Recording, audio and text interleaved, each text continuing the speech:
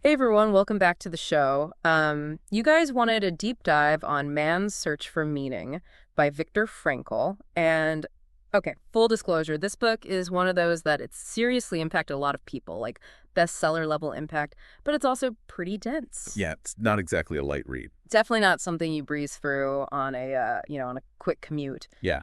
But even if you haven't read it, stick with us because today we're going to break it down, get to the core insights, those memorable details, and hey, maybe even unearth some of the surprising humor Frankel uses along the way. Humor.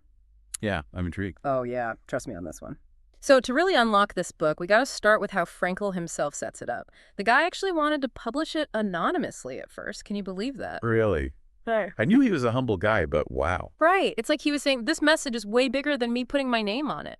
And that message, what gets me every time, is that even in the most horrific circumstances he experienced firsthand at a concentration camp life, still has potential meaning. He had to share that with the world, especially those prone to despair. Exactly. And it's not just some feel-good theory he's throwing out there. He actually structures the entire book so his own experiences become the proof. He lays out what he saw, what he felt, to validate the points he makes later on. And it's not about glorifying himself or anything like that. He really emphasizes the experiences of what he calls the ordinary prisoner. Hmm. The struggles, the sacrifices, the deaths of those who history doesn't necessarily remember by name. It's like he's saying this is the reality for so many. And it's important because it doesn't romanticize or sugarcoat any of it, right? Right, it's raw and it's real. Yeah. And he breaks down the psychological journey that prisoners went through in 3 phases. Yeah, the 3 phases of a prisoner's mental reaction to camp life. And in that first phase, shock, Frankel talks about how prisoners would cling to any little thing that gave them a sliver of hope, like seeing certain inmates who still seemed somewhat well-fed. But then he drops this chilling detail. That those seemingly healthier prisoners were often the ones who led others to the gas chambers, the ones who had to handle that task. Mm. It just shows the power of denial, the desperate hope warping even the most horrific reality. Oh man, it's heavy stuff. Like you can't even begin to process that kind of trauma. Absolutely. It's almost Yeah. unfathomable. And from there, you go into the second phase, apathy. But this wasn't just about emotional numbness. It was more like a survival strategy. It's like their emotions shut down to protect themselves from being completely overwhelmed by the constant brutality. Exactly. They had to conserve energy, focus on the bare necessities for themselves, and maybe a close friend or two. Emotions became a luxury they couldn't afford. And then finally, you have disillusionment and liberation. Now, this sounds like the happy ending, right? They're free. Yeah, you'd think so. But Frankel is very real about the challenges of this phase, too.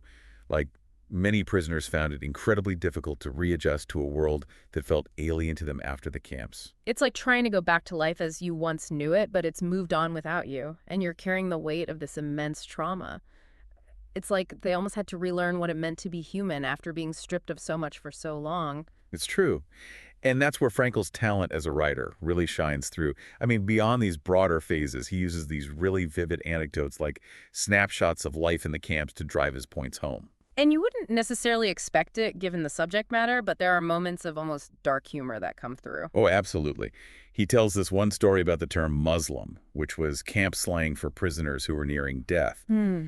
And Frankel's friend, with this very dark sense of humor, tells him, whatever you do, stay clean-shaven. You don't want to look like a Muslim. Because the Muslims were often the ones selected for the gas chambers, right? It's bleak, but it just shows the harsh reality they were facing day in and day out. Exactly. Yeah. And for Frankel, it wasn't always just about the physical suffering either. He talks about this guard who once verbally abused him, just assuming he was some kind of businessman. Wait, the guard had no idea Frankel was actually a doctor. And not just any doctor, but one who often treated the poor for free. Exactly. Mm. And that's the detail that gets me. It was the insult to his dignity that Frankel found so offensive, even amidst all the brutality. That's how essential our sense of self-worth is, even in the most degrading situations. It's like that need for respect, for recognition, for our inherent value as human beings. It doesn't just disappear because our circumstances are terrible. Absolutely. Yeah.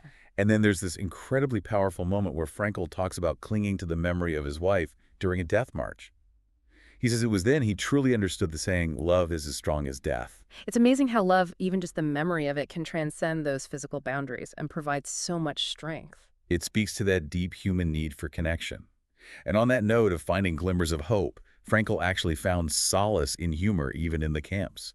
He even encouraged a friend to make up these amusing stories about life after liberation. So they're using their imaginations to project themselves into a future where the suffering is over. Exactly. And that's so powerful because it's about finding purpose, Yeah. projecting yourself beyond your immediate circumstances, choosing to focus on something outside of your own pain. It's like he was clinging to that future where his manuscript, the one he was desperately trying to recreate from memory, would be read by others, where his experiences could help someone else find meaning. You got it. Yeah. And that's a powerful testament to the human will to find meaning in the face of unimaginable suffering. And this actually reminds me of another really vivid anecdote Frankl shares about an experience he had while doing hard labor. He describes it as this almost out-of-body experience where his spirit was transcending the suffering. And in that moment, he hears this victorious yes at the exact moment that a light turns on in a distant farmhouse. Like, what are the chances? And he's tying that seemingly insignificant detail to this bigger point about finding meaning in the everyday, right? Exactly. Even in the most unexpected places. It's about recognizing those small glimmers of hope, those moments of beauty or connection that can sustain us through difficult times. Meaning isn't always some big, grand concept. It can be found in the ordinary, the things we might otherwise overlook. Exactly. And that leads us right into the heart of Frankl's theory, what he calls logotherapy, which essentially means therapy through meaning. So he's taking all these experiences, these observations about human behavior in the most extreme conditions, and using them to build a framework for how we find meaning in life. Precisely. And at the core of logotherapy is this idea of the will to meaning. Not just the will to pleasure like Freud or the will to power, but the will to meaning. Right? Frankl identified this as a fundamental human drive, the will to meaning. It's this inherent need to find meaning in our lives, even, or perhaps especially, in the face of suffering. So even those prisoners clinging to the sight of the well-fed inmates, even though it was a false hope, were demonstrating this will to meaning. Exactly. They were searching for something to hold on to, something to believe in, even in the darkest of places. And this brings us to Frankl's concept of the existential vacuum. Which is that feeling of emptiness, meaninglessness, that sense of what's the point that we can probably all relate to. Absolutely. Frankl argued that this existential vacuum is actually prevalent in modern life. I mean, think about it. We have more comfort and convenience than ever before, yet so many people still feel empty. It's like that Sunday neurosis Frankl talks about. That feeling you get when the busyness of the week is over and you're left alone with your thoughts. Or even how some people get sucked into social media, constantly searching for fulfillment in these fleeting moments of connection. Makes you wonder if in our pursuit of pleasure and comfort, we've lost sight of something more meaningful. And that's exactly Frankl's point. But the good news is he doesn't just leave us hanging with this existential dread.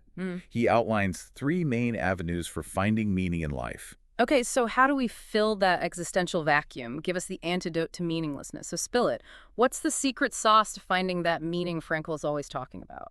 Well, Frankl lays out 3 main avenues we can explore. And the first one is all about creation. Artists, writers, entrepreneurs, they find meaning by bringing something new into the world. So it's that act of creation that sparks meaning. Exactly. Yeah. And it doesn't have to be some big masterpiece either. It could be something as simple as cooking a delicious meal for your family or writing a heartfelt letter. So even those small acts of creation can be really powerful. Absolutely. It's about engaging with the world in a creative way. And Frankl himself, he found solace in this too. After his manuscript was confiscated in the camps, he actually rewrote it all from memory. Wow, talk about dedication. It's incredible. Yeah. That act of creation, of clinging to his ideas and piecing them back together, it gave him purpose. It helped him survive. It's like he found a way to transcend his immediate surroundings through creation. What about that second avenue? The second avenue is all about experiencing something or someone deeply and presently. This could be anything from connecting with nature to losing yourself in a piece of music to cultivating really meaningful relationships. It's about being present in the moment. Exactly. And remember that story Frankl told about the woman in the camp who found comfort in talking to a tree outside her hut window? Every day she would go and have this conversation with this tree. Even though she was facing death, she found a way to connect with life with something outside of herself. It's a powerful reminder that even in those really dark places, we can find meaning through these authentic experiences. It's like meaning isn't always about achieving something great. Sometimes it's about appreciating what's right in front of us. Okay, so we've got creation, we've got experience. What's the third avenue? The third avenue is probably the most difficult to grasp because it's about finding meaning through suffering. Okay, that's a tough one. How do you find meaning in suffering? It's not that suffering is inherently meaningful. It's more about how we choose to respond to it, how we integrate it into our lives. This is where Frankl's own experiences in the camps become so important. Absolutely. Yeah. Because he's not just talking about this theoretically, he's speaking from a place of profound personal experience. Right. He lived through it. He tells this story about a doctor who was completely consumed by grief after his wife died. He couldn't make sense of his loss. He couldn't move forward. I can't even imagine. And Frankl, in his wisdom, he reframed the doctor's suffering. He suggested that by outliving his wife, the doctor was sparing her the pain of experiencing his death. Wow, that's a completely different way of looking at it. Right. It's about finding a sense of purpose, even in our pain. It's about finding a way to make that pain meaningful. Exactly. And this reminds me of another one of Frankl's ideas, paradoxical intention. Have you heard of this? Oh, yeah. It's like that story about the guy who was terrified of sweating and Frankl told him to try to sweat as much as possible. Exactly. It seems counterintuitive, but sometimes our fear or anxiety just gives the thing we're afraid of more power. So if you're afraid of something, run towards it instead of away from it. In a way, yeah. It's about changing your perspective, finding a new way to relate to your challenges. So it's about taking action. Exactly. Logotherapy is all about taking action. Right. It's not just about thinking about meaning. It's about actively searching for it. So meaning isn't something you just stumble upon. You have to actively look for it. Precisely. And sometimes it's in those small, everyday moments.